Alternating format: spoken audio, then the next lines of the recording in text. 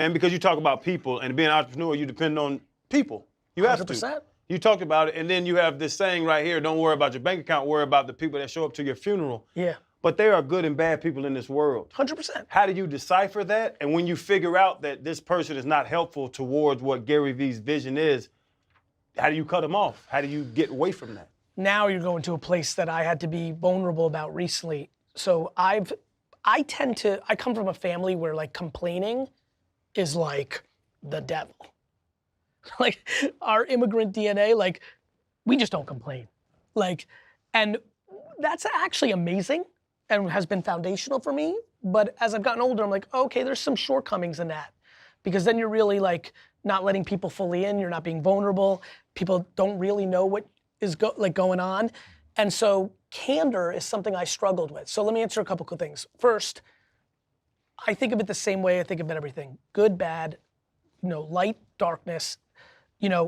When you come, first I rely on my intuition.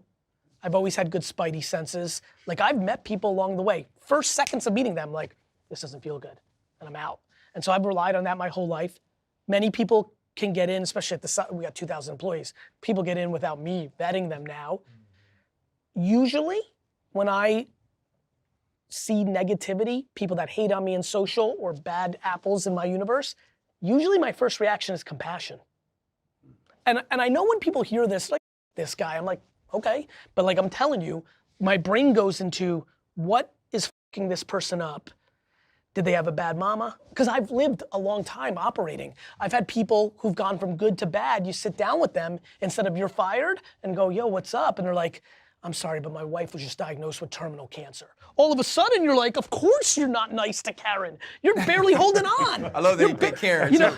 I like that. But you know what I mean? You're barely holding on in the office. And so I love compassion. I'm always quick to be like, you suck. Let me try to love you first before I hate you back. The biggest reason America's fucked up right now is we hate on hate.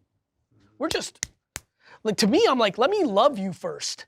And by the way, 6 out of 10 times, it's a beautiful wrap from there.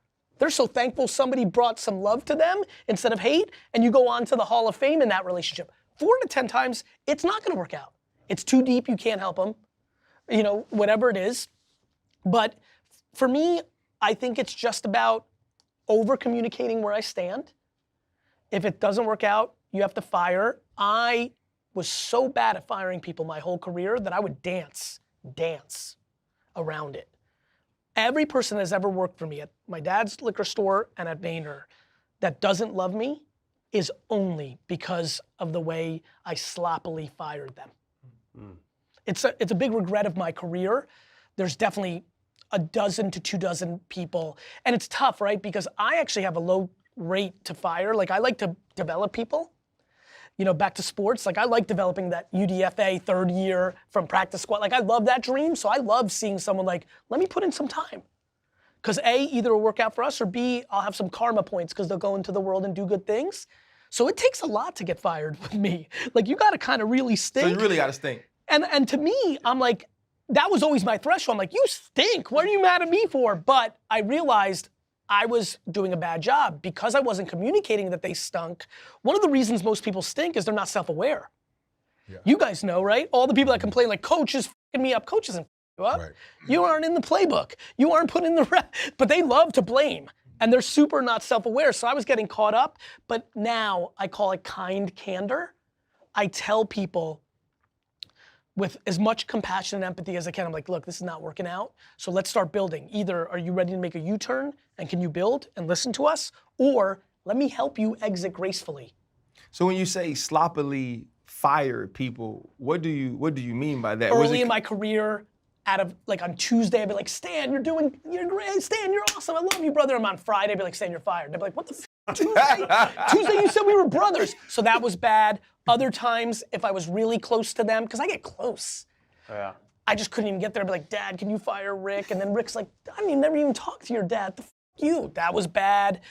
Yeah. Here, over the 13 years, similar to the Stan one, I do a review meeting with somebody. They got nothing but shit that they suck at. I spend the entire 15 minutes telling them what they're awesome at.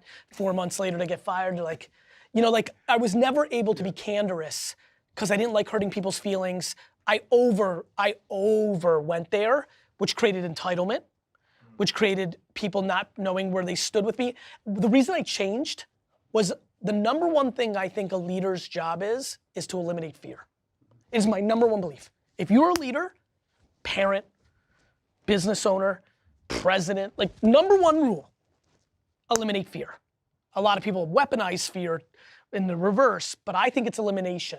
When I realized people here were scared, because after a decade of doing it, people were like, yo, Gary will like pat you on the back, but in 6 months you could be fired because he's not gonna tell you it's not going well. I'm like, I'm trying to be nice in the micro, but I'm f***ing it up in the macro. Yeah. People are scared.